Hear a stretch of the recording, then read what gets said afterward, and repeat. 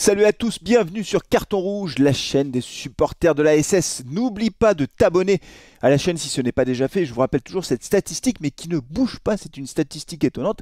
La moitié des gens qui regardent ces vidéos sur Carton Rouge TV ne sont pas abonnés à la chaîne. Alors, si ce n'est pas déjà fait, tu t'abonnes à la chaîne et tu appuies sur la cloche de notification. On se retrouve pour la 24e journée du championnat de France de Ligue 2.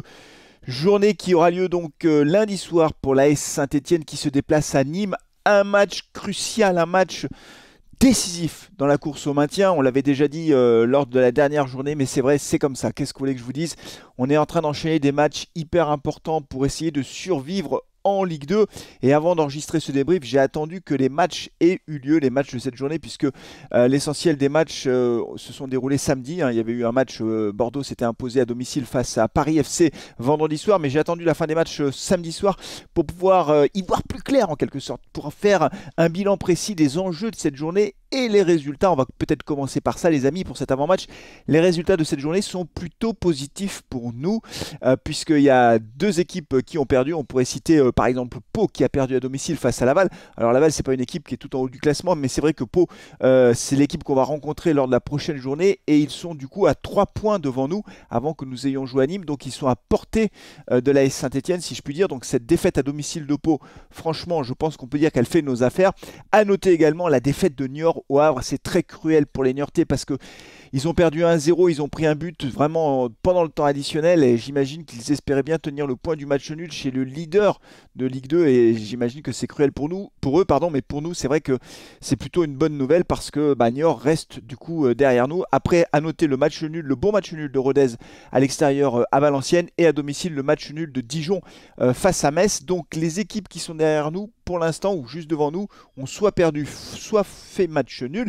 Ce qui veut dire qu'au classement, les choses sont très claires. Il y a deux équipes qui ont 22 points et deux équipes qui ont 23 points. Les deux équipes qui ont 22 points, c'est Rodez qui est dernier avec Dijon et 23 points seniors et Nîmes. Et nous avons donc 24 points. Donc ce qui veut dire que le match de lundi est absolument essentiel parce que si on fait match nul, ne serait-ce que match nul, on restera devant Nîmes au classement. On restera en dehors de cette zone de relégation et on reprendra un point à Pau qu'on rencontrera donc la prochaine journée à Geoffroy Guichard, c'est samedi prochain à 19h. Donc les amis, voilà, le message en quelque sorte, c'est surtout ne pas perdre. Voilà, surtout ne pas perdre à Nîmes, parce que là, pour le coup, si on perd à Nîmes, il marque 3 points, il se retrouve avec 26 points, et puis il nous repasse devant, et nous, on se retrouve de nouveau dans la zone de relégation avec 2 points de retard. Donc surtout ne pas perdre, ce qui n'est pas très facile pour Laurent Batlos, parce que, en fait, quand tu es entraîneur, est-ce que tu joues pour gagner? Est-ce que tu joues pour ne pas perdre? C'est toujours, est-ce que tu prends un style de jeu plutôt défensif ou un style de jeu offensif? Je pense que Laurent Batlos gardera sa compo habituelle, son style de jeu qui fait que ça va mieux depuis le début de cette année 2023 et qu'il jouera toujours avec cette espèce... honnêtement, c'est un dispositif que j'ai du mal à comprendre. D'ailleurs, en conférence de presse, c'était Denis Appia qui était invité avec Laurent Batlos à prendre la parole et il a dit oui, ce qu'on me demande de faire, c'est de jouer entre le poste de latéral et le poste de défenseur central. Donc si tu veux déjà, c'est vrai, c'est très étrange.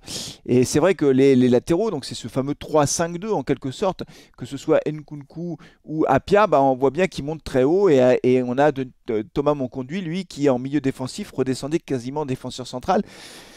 Bon, c'est un dispositif honnêtement qui pour moi est pas facile à comprendre, mais l'essentiel c'est que ça donne des résultats, ça va mieux, on reste sur la victoire à domicile, donc on va se dire que sur les deux victoires à domicile, donc on va se dire que ça va mieux du côté de l'AS Saint-Etienne. Pardon, sur une victoire à domicile, on avait eu 2 défaites avant, mais globalement on retrouve le chemin de la victoire, on n'a pas pris de but lors de la dernière journée, et donc on peut espérer qu'à Nîmes on ira faire un résultat, sachant que, et ça c'est pas du tout une bonne nouvelle, ça y est, on retombe, j'allais pas dire dans nos travers, mais on retombe dans nos problèmes habituels, c'est-à-dire qu'on a beaucoup d'absents. Alors d'abord Charbonnier, j'en ai pas parlé Charbonnier puisque lors du débrief de la dernière rencontre où il s'est blessé, on ne connaissait pas encore la gravité de cette blessure. Bon, ligament croisé antérieur, donc indisponible jusqu'à la fin de saison. Franchement, c'est un coup dur pour Charbonnier qui avait beaucoup apporté, je pense aussi psychologiquement à l'équipe dans le vestiaire. Je pense qu'il a apporté, il a marqué bien sûr, mais il a aussi apporté par son tempérament, son esprit de guerrier. Et donc c'est un coup dur, c'est clairement un coup dur pour l'équipe. Franchement, on n'avait vraiment pas besoin de ça.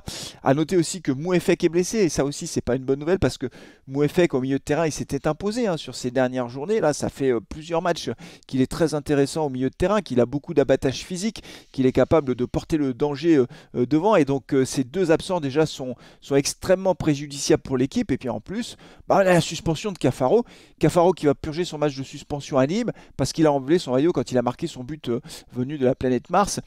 Vraiment, c'est pénible. Ouais. J'en veux même pas à Cafaro en fait, mais voilà, c'est des cartons pour ça. C'est quand même pas. Il blesse personne. Et en tout cas, nous, ça va beaucoup nous handicaper. Après, à noter quand même également l'absence toujours de Bamba, hein, Kader Bamba qui n'est pas remis de sa blessure. Briançon va revenir dans le groupe, visiblement, il semble opérationnel. Il avait affiché sa forte volonté évidemment d'être disponible pour le match à Nîmes, hein, on le comprend bien. Donc Briançon sera dans le groupe, et peut-être aussi Pavlovic, en tout cas c'est ce qu'a laissé entendre Laurent Batlos lors de sa conférence de presse d'avant-match.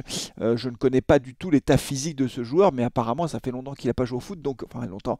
Ça fait plusieurs mois qu'il n'a pas joué au foot, donc je suis un peu suspicieux, si je puis dire, sur son état de forme réel. En tout état de cause, les amis, je vous rappelle qu'au match aller, on avait fait un partout, que c'est Crasso qui avait égalisé en toute fin de première mi-temps sur penalty.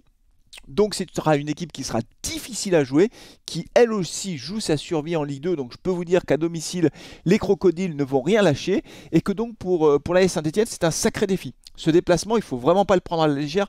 C'est franchement un déplacement extrêmement difficile.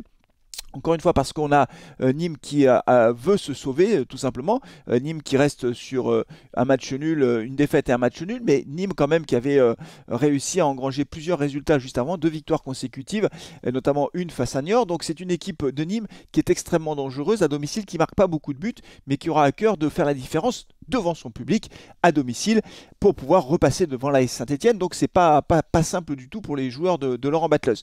Voilà, on espère que les Verts vont aller chercher un bon résultat à Nîmes. Ce serait extrêmement encourageant pour la suite du championnat. Évidemment, le match nul, déjà, ce serait déjà un bon résultat, je pense. Dites-moi ce que vous en pensez. Et évidemment, si on gagne, alors là, pour le coup, j'ose pas y penser, mais si on gagne, on reprend un peu d'oxygène. On mettrait Nîmes, pour le coup, à 4 points derrière nous. On se rapprocherait, on serait au même niveau que Pau avant de les recevoir, avec un goal average meilleur que Pau. Donc on gagnerait une place. Enfin, vous voyez, là, on serait dans un tout autre registre, mais on n'en est pas là. Franchement, on n'en est pas là. Ce sera un match très difficile, encore une fois, à jouer lundi soir face à Nîmes. Alors, les amis, je serai en direct, bien sûr. Donc, soyez nombreux sur le live pour qu'on vive ensemble ce match. Vous connaissez le truc, hein, si vous êtes abonné à beIN Sport, vous mettez beIN Sport, mais vous laissez les commentaires de Carton Rouge TV parce que c'est très important, parce qu'on passe le match ensemble. Voilà, les amis, c'est tout pour aujourd'hui. Merci beaucoup d'avoir suivi cet avant-match. D'ici le live, tout simplement. Prenez soin de vous, de vos proches, et allez les Verts. Ciao.